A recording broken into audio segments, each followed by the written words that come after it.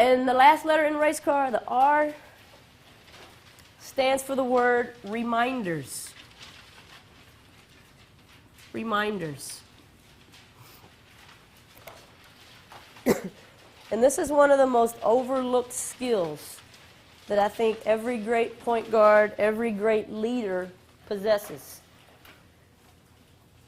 If you give reminders, your teammates will play better. At any given point in a game or in a practice, there are at least 20 to 30 things that you could say that would make your teammates play better.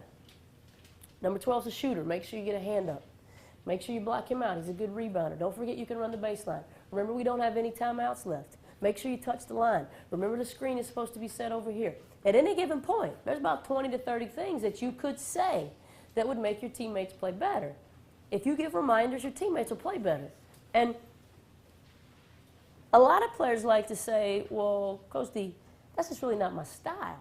I mean, I'm not really that kind of a vocal leader. I prefer to lead by example. Well, if the only way you lead is by example, then you are a very poor leader. Let me say that one more time. If the only way you lead is by example, then you are a very poor leader.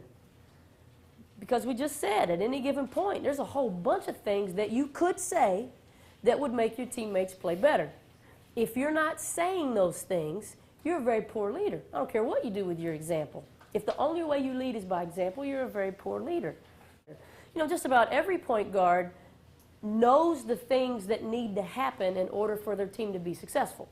But very few of those point guards make it a habit of giving their teammates reminders about those things throughout a practice and throughout a game. But here's the key thing to remember about reminders. Let's say that Caroline and I are teammates.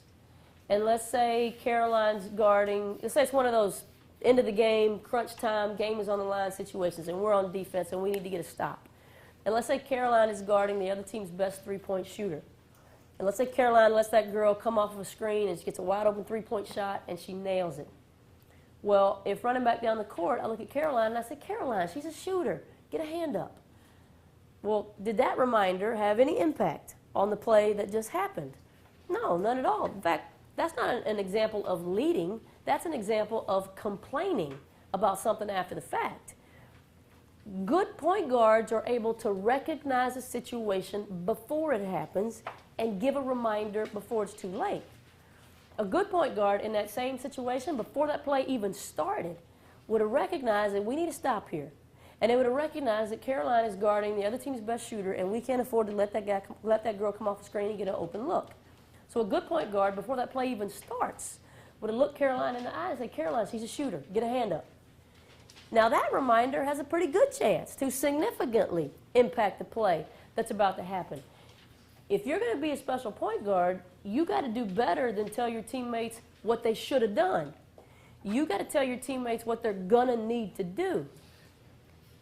Good point guards make it a habit of recognizing a situation before it happens and giving a reminder before it's too late.